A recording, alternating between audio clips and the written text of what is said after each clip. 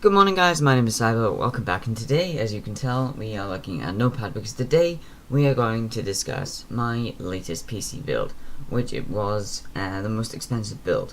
So it is currently 8:29 for me right now, that's AM, so excuse my voice is a little bit croaky, but I think we'll start off with the specs list. So to start off with, we've got the Core i9 at 2.6 GHz at 18 cores.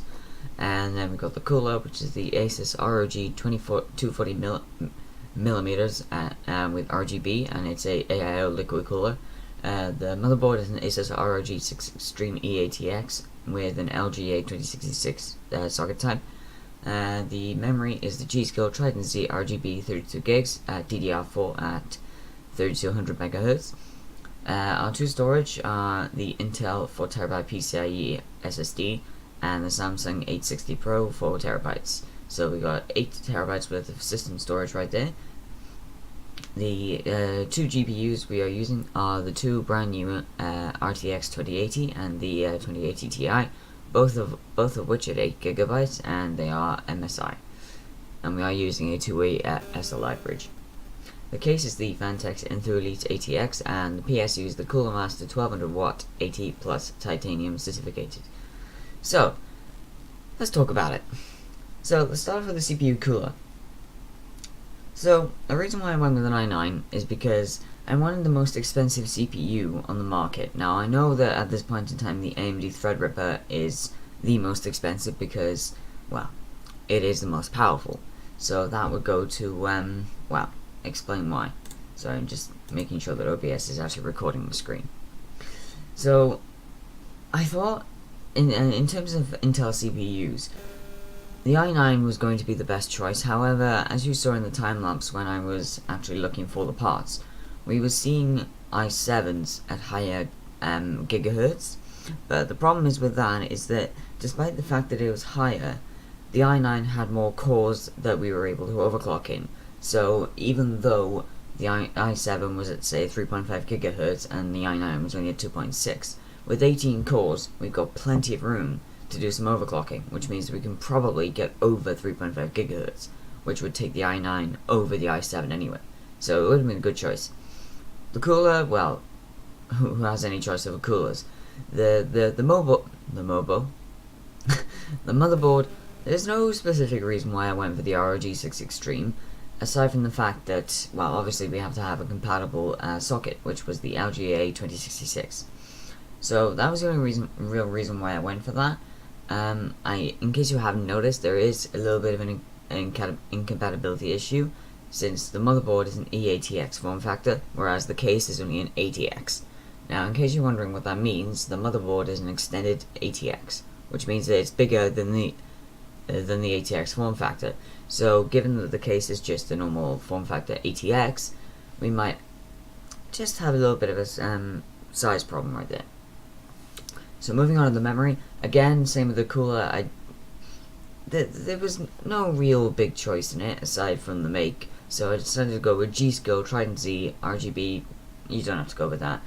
32 gigs, DDR4 3200 MHz. Now, the reason why I went with DDR4 is because despite the fact that, so the first storage device is the Intel PCI-E SSD. There wasn't really any main choice in that. I needed a hard drive, and SSDs are faster than mechanical drives, so I went with two of them. I wasn't originally intending on having a PCIe SSD. I was originally planning on having one with SATA cables, or shall I say a SATA SSD, not a SATA cable. Anyway, so, well, it'll do.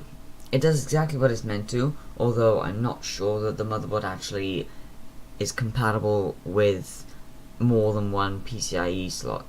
So I might struggle a bit there, so that means I might have to swap out the motherboard for something that has two PCIe slots, which won't be a problem. So the second one then, as you see, is the Samsung 860 Pro, and this is an okay SSD. This is a 2.5 inch SSD, which obviously uses SATA cables, and again it is 4 terabytes. So the graphics card, the MSI GeForce RTX 2080. Now, the reason why I didn't go with the 1080 is because I wanted this thing to be high-end, expensive, and one of the best on the market. And honestly, with the 2080, it is, because I can't think of the Radeon equivalent to the 2080, because, well, either I can't think of it or there isn't one. But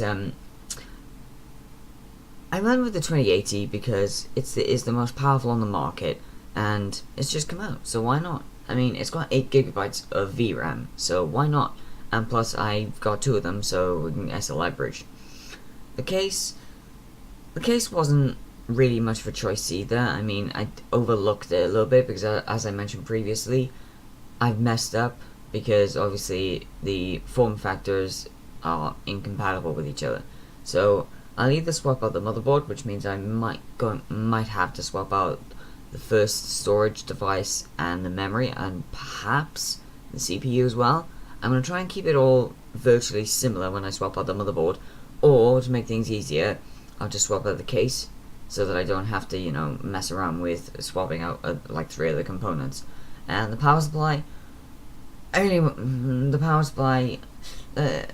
if I didn't go with the correct power supply, then I wouldn't have had enough power to supply to the graphics card and the CPU, because in a system that has a high-end parts like that, you need a power supply that is capable of giving power. So when you're building it, obviously you didn't see this because I covered it up, so you didn't see the prices. It has on the left-hand side how much wattage you are using, and as I was building it, I was noticing that each part I added, I needed to have a larger power supply. Now, the common power supply that most gaming PCs have are 700 watts and above, because nowadays that's what anything above, say, 680 M's are going to need. So anything above that, you're going to need something above 700 watts, because otherwise you won't be able to supply enough power.